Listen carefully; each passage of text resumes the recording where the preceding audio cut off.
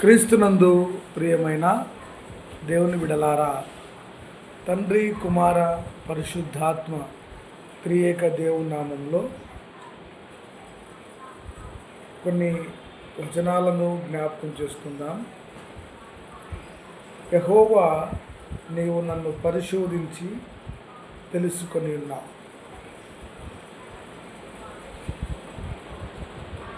క్రీస్తు సిలువ ప్రేమ, క్రీస్తు రక్షణ కార్యం, క్రీస్తు పరిశుద్ధ కార్యం. దేవుడు ప్రేమ చూపించగలిగినాడు అంటే ఈ దినాల్లో మానవుడు ప్రేమ చూపించలేదు. ఎందుకంటే క్రీస్తును పోలి నడుచుకునని వాక్యం చెప్పుచున్నది. కానీ ఎంతమంది మరి ఆయనను పోలి నడుచుకొని చూడాలి. ఆయన ప్రేమ శాశ్వతమైనది, ఆయన కృప బలమైనది. ఆయన రాజులకు రాజు, ఆయనే భూమి మీద పరలోకం మీద అధికారం కలిగిన గొప్ప దేవుడు. అందుకే ఆయనను ఆశ్రయించు నరులు ధన్యుడు అని వాక్యం సెలవిస్తుంది. నా నడకను నా పడకను నీవు పరిశీలన చేయుచున్నా. కష్ట సమయంలో, దుఃఖ సమయంలో, వ్యాధి బాధలలో ఆయన కాపాడే దేవుడుగా ఉంటూ ఉన్నాడు. ఆయన కృప మన కుటుంబాల మీద ఉంటూ ఉంది. అందుకే శక్తి చేత కాదు, బలము చేత కాదు, దేవుని కార్యాలు అద్భుతమైనవి. అందుకే ఆయన అద్భుతకరుడుగా మనం గమనించవచ్చు.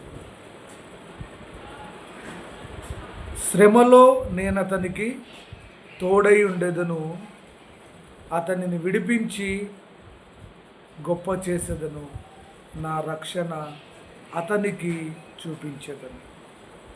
మొదటగా పరిశీలకుడు, పరిశోధకుడు, పరిశుద్ధుడు, పవిత్రుడు యేసు ప్రభు. తర్వాత ఇంకొక మాట అంటాడు, యెహోవా మాట నా నాలుకకు రాకమునిపే అది నీకు పూర్తిగా తెలుస్తున్నది. వెనకను ముందును నీవు నన్ను ఆవరించుచున్నావు, నీ చెయ్యి నా మీద ఉంచు.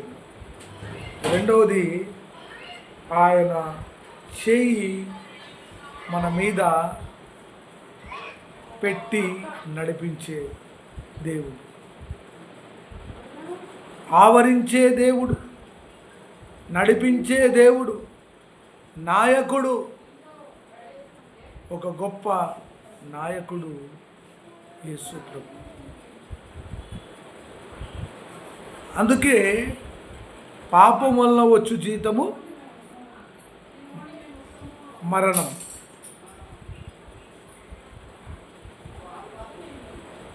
మరణ పడకలు నన్ను చుట్టుకొని ఉన్నవి, పాతాళపు అగాధములు నన్ను పట్టుకొని ఉన్నవి. ఒకవైపు దుఃఖం, ఒకవైపు సంతోషం. ఆయన సన్నిధిలో మొదటిగా పరిశోధకుడు, రెండవది ఆవరించే దేవుడు. నీ కుటుంబాన్ని ఆవరించే దేవుడుగా నువ్వు ఉంటున్నావా? ఆదరణకర్త పరిశుద్ధాత్మ అనే అగ్నికంచం, పగలు మేఘస్తంభమై రాత్రి దీపస్తంభమై ఇజ్రాయేలు ప్రజలను నడిపించగలిగినది. ఆయన బోధల్లో ఎక్కడ కూడా ఎవరిని విమర్శించలేదు, ఎవరిని క్రిటిసిజం చేయలేదు. ఎందుకంటే యేసు రక్తము ప్రతి పాపం నుండి మనల్ని కడుగును. దేవుని జ్ఞానముతో అభిషేకించబోతున్నాడు, దేవుని కృపతో అభిషేకించబోతున్నాడు, దేవుని సన్నిధితో అభిషేకించబోతున్నాడు. ఇక్కడ అంటున్నాడు, నీ కుడి చేయి నన్ను రక్షించును, నా శత్రువుల కోపం నుండి నన్ను రక్షించుటకై నీవు నీ చేయి చాపెదవు. ఆయన దూరం నుండి గర్విష్ఠులను బాగుగా ఎరుగును. యెహోవా మహోన్నతుడైన ఆయన దీనులను లక్ష్యపెట్టు. ఎవరు వాళ్ళ వృద్ధులు కానీ, చిన్నబిడ్డలు కానీ, పెద్దలు కానీ ఆయన కాపాడే దేవుడుగా, లోకరక్షకుడు, పాపము లేనివాడు, పరిశుద్ధుడు పరిశుద్ధుడని వేల దూతల చేత పిలువబడుతున్న రాజు. అందుకే అంటున్నాడు, ఈ రాజు నిన్ను ప్రేమించగలిగిన రాజు, ఈ రాజు అద్భుతాలు చేసే దేవుడు. అందుకే అంటున్నాడు ఇక్కడ, ఏమంటున్నాడు, నీ ఆత్మ యొద్ద నుండి నేను ఎక్కడికి పారిపోదును, నీ సన్నిధి నుండి నేను ఎక్కడికి పారిపోదును. గుడ్ ఫ్రైడే అయిపోయింది. యేసు ప్రభు మరణపురణ సిలువను ధ్యానించా. ఇవన్నీ జరిగిపోయినాయి, వాటిని జ్ఞాపకం చేసుకోవచ్చు. ఒక అంశం కొరకు ఎప్పుడైనా కానీ ప్రార్థనాపరుడికి కానీ దైవ సేవకునికి కానీ ఉండవలసిన లక్షణం ఏమంటే, సంఘంలో సమస్య వచ్చినా, కుటుంబంలో సమస్య వచ్చినా, వ్యక్తిగతంగా సమస్య వచ్చినా ప్రభు పాదాల దగ్గర ప్రార్థించడం నేర్చుకోవాలి. దేవుడే ప్రపంచములు ఆయన వాక్యము వలన నిర్మాణమై ఉన్నాయి. అంటే ఆదిలో దేవుడు సృష్టిని చేసినప్పుడు అక్కడ ఏమైనా చదువు ఉందా, జ్ఞానం ఉందా, టెక్నాలజీ ఉందా అంటే ఆయన మాట చేత దేవుడు సృష్టిని కలుగజేశాడు. అందుకే అంటున్నాడు, ప్రభువా నేను ఎక్కడికి పోతాను, నీ సన్నిధి నుండి పారిపోయే శక్తి నాకు లేదు. అందుకే అంటున్నాడు, ఆయన కింగ్ ఆఫ్ కింగ్స్. అంటే ఒక స్టూడెంట్, ఒక ఎడ్యుకేటెడ్, ఒక ఇంజనీర్, ఒక డాక్టర్, ఇంకా ఎవరైనా కానీ తాను 3 దశల్లో తన కెరియర్ను సెట్ చేసుకో. ఒకటి, మొదటి దశలో మధ్య రకానికి దేవుడు మధ్య రకంలో, అంటే ఒక పేద కుటుంబంలో నుండి తన కెరియర్ను, చాలామంది ఇంటర్నేషనల్ లేకపోతే నేషనల్ స్కూల్స్ ఇవన్నీ చదువుకొని జాబ్స్ కొడుతుంటారు. కానీ దీనులు, దేవుని మీద ఆధారపడిన వాళ్ళు, నీకు దేవుడిచ్చిన జ్ఞానం ఉంటే నువ్వు మామూలు స్కూల్లో చదివినా అదే ర్యాంకర్వి, ఇంటర్నేషనల్ స్కూల్లో చదివినా అదే ర్యాంకర్వి. యేసు ప్రభు దగ్గర నువ్వు తక్కువ వాడవు, నువ్వు మామూలు స్కూల్ పిల్లోడివి, నువ్వు ఇంటర్నేషనల్వి, నువ్వు ఇంటర్నేషనల్ అని ఎక్కడా లేదు యేసు ప్రభు దగ్గర. అందుకే ఏ భేదము లేదు, అందరూ పాపము చేసి దేవుడు అనుగ్రహించు మహిమను పొందలేకపోవచ్చు. నోవాహుకు ఓడ తయారు చేసేటప్పుడు ఇంజనీర్స్ ఉన్నారా, టెక్నాలజీ ఉందా, కెరియర్ గైడెన్స్ ఉందా? ఇవన్నీ లేవు. ఆయన సెలవీయగా ఆ ఓడ ప్రకారమే ఇప్పుడు ఇంజనీర్లు నోవాహుకు దేవుడు చూపించిన కొలతలు ఇప్పటికీ పాటిస్తున్నారు. అందుకే అంటున్నాడు, ఆయనతో కనెక్టివిటీ అంటే మాటలోను, పరిశుద్ధతలోను, పవిత్రతలోను, జ్ఞానంలోను దేవుని సన్నిధిని వెతకాలి. మానవుడు దేవుని సన్నిధిని వెతకడం లేదు, స్నేహితుల సన్నిధిని, జ్ఞానవంతుల సన్నిధిని వెతుకుతూ ఉన్నావు. నువ్వు ఏ టీవీ చూసినా, ఏ పేపర్ చూసినా కూడా ఎక్కడ కూడా ఈరోజు ఈ చెడు వార్త లేదు అని చెప్పడానికి వీలేదు. అందుకే వాక్యం ఏం చెప్తుంది అంటే, నేను ఆకాశం ఎక్కినను నువ్వు అక్కడ ఉన్నావు, నేను పాతాళమందు పండుకునను నువ్వు అక్కడ ఉన్నావు, వేకువ రేఖలు కట్టుకుని సముద్ర దిగంతంలో నివసించినను అక్కడ నీ చెయ్యి నన్ను నడిపించు, నీ కుడి చెయ్యి నన్ను పట్టుకును, నీ కుడి చెయ్యి నన్ను పట్టుకును. కాబట్టి బాలుడు నడవవలసిన త్రోవను వానికి నేర్పమని ప్రసంగి గ్రంథం చెప్తుంది. నీ బాల్య దినంలో ఏందే నీ సృష్టికర్తని జ్ఞాపకం తెచ్చుకో అని వాక్యం చెప్తుంది. అంటే 6th 7th పిల్లలకు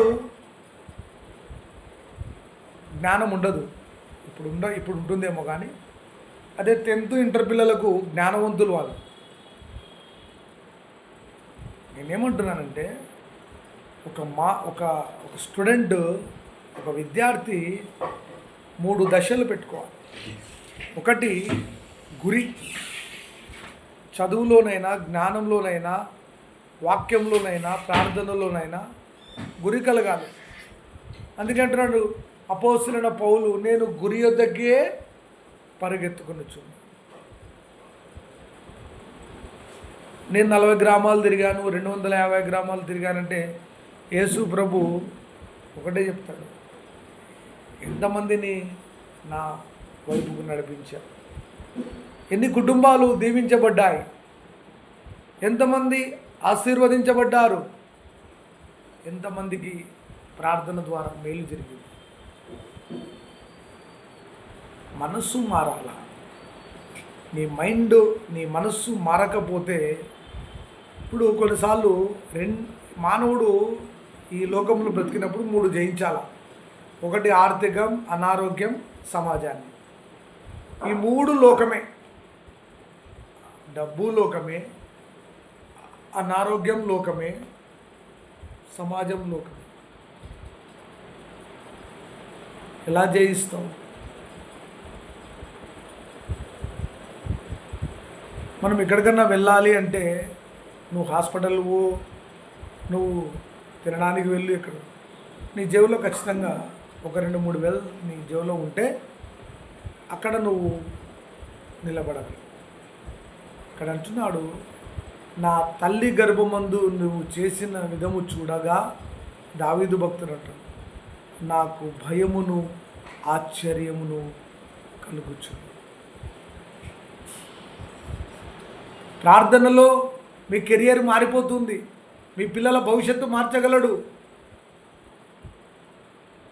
భక్తులంతా ప్రార్థన ద్వారా, వాక్యం ద్వారా, ఇప్పుడు సంఘంలో మరి దేవుడు నాకు స్తుతించే కృపనిచ్చినాడు కాబట్టి శుక్రవారం కానీ, లెంట్ డేస్ కానీ దేవుని ఆరాధిస్తాం. మన గురించి వేరే వాళ్ళు ఏం ఆలోచిస్తున్నారు, ఏం చెప్తున్నారు అనడం కంటే, మనము ప్రభు కోసం ఇక్కడ నిలబడితే ఎన్ని ఆత్మలు ప్రభు వైపు తిరుగుతాయో అదే మనకు దేవుడిచ్చిన కృప. నా మందిరము సమస్త జనులకు ప్రార్థనా మందిరం అన్నది. సమస్యలు వచ్చినప్పుడు యేసు ప్రభు మన పక్షంన యుద్ధం చేస్తాడు.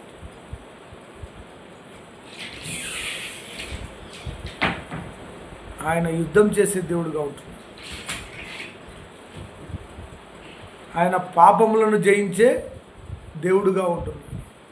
ఆయన అంధకారాన్ని జయించే దేవుడుగా ఉంటున్నాడు. అందుకంటున్నాడు, యెహోవా నా బలమ పాఠంలో నా కాళ్ళను లేడి కాళ్ళ వలె చేసి ఉన్నత స్థలములలో నివసింపజేసే దేవుడుగా ఉంటున్నాడు. 2-3 ఆరాధిస్తూ ఉన్నాం. 2 వచ్చినా 3 వచ్చినా ఆన్లైన్ ప్రేయర్లో ఉంటుంది. ఒక ఆయన ఒక క్రికెటర్ ధోనిని ఒక క్వశ్చన్ అడిగినాడంట. ఎందుకు నువ్వు ఈ లోకంలో జన్మించావంటే, దేవుడు నన్ను క్రికెట్ ఆడడానికి సృష్టించాడు, ఆ కెరియర్లో నేను దేవుణ్ణి గణపరుస్తున్నాను అన్నాడంట. ఇంకొక భక్తుడు అన్నాడంట, దేవుని బిడ్డ, నన్ను దేవుడు ఇతరుల కోసం ప్రార్థించడానికి నా పని అది నా పని.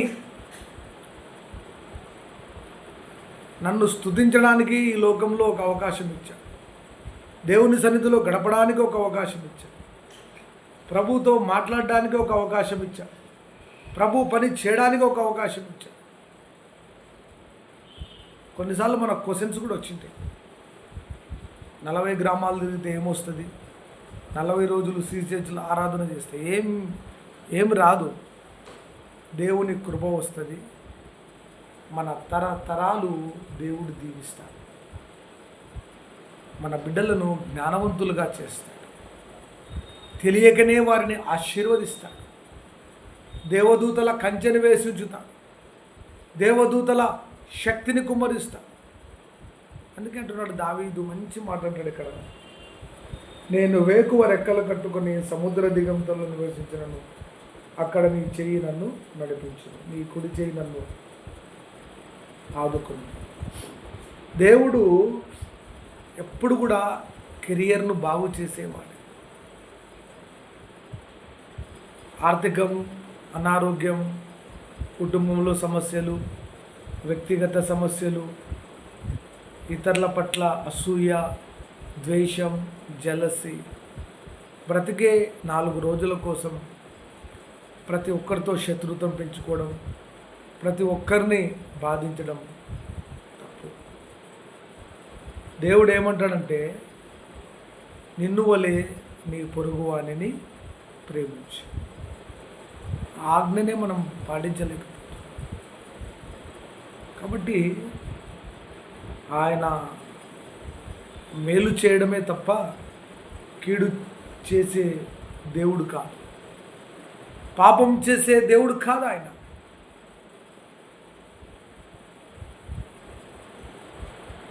కొన్నిసార్లు సమస్యలు వచ్చినప్పుడు కృంగిపోతూ ఉంటాం. ఆర్థికాన్ని జయించాలి, అనారోగ్యాలను జయించాలి, కుటుంబ సమస్యలను జయించాలంటే మన చేత కాదు. కానీ యేసు ప్రభు పాదాలు పట్టుకొని, ప్రభువా జయించడానికి నీ కృప నాకు దయచేయి. ప్రేమగల తండ్రి, కనికరంగల ప్రభు, ఈ సాయంకాల సమయంలో నిందలు, అవమానాలు, బాధలు, దుఃఖం, వేదనలో మేము కొట్టుకొని పోతున్నప్పుడు మా పాపములను క్షమించండి. రాజుల కొరకు, అధికారుల కొరకు ప్రార్థన చేస్తూ నీ సన్నిధిని కుమరించుమని ప్రార్థన చేస్తూ, ఎంతోమంది వృద్ధుల కొరకు, పెద్దల కొరకు, సంఘ క్షేమం కొరకు, సంఘంలో దేవుడు అద్భుతాలు చేయలాగున, సంఘంలో దేవుడు ఆశ్చర్యకార్యాలు చేయలాగున, తండ్రి ఈ లోకంలో నన్ను స్తుతించడానికి, ప్రార్థించడానికి, అనేకుల కొరకు విజ్ఞాపన చేయడానికి పుట్టించావు. అది నా పని తండ్రి, అది దేవుని పని చేయడమే నాకు ఇష్టమైన. ఎన్నో అవమానాలు, నిందలు, వేదనలు వచ్చినప్పుడు కూడా ఎదుటి వారి కొరకు ప్రార్థించాను. నాయనా, నీ సన్నిధిని కుమ్మరించండి, నీ ఆత్మతో మమ్మల్ని నింపండి, ఆశీర్వదించమని యేసు నామములో అడుగుతున్నాం తండ్రి. ఆమేన్.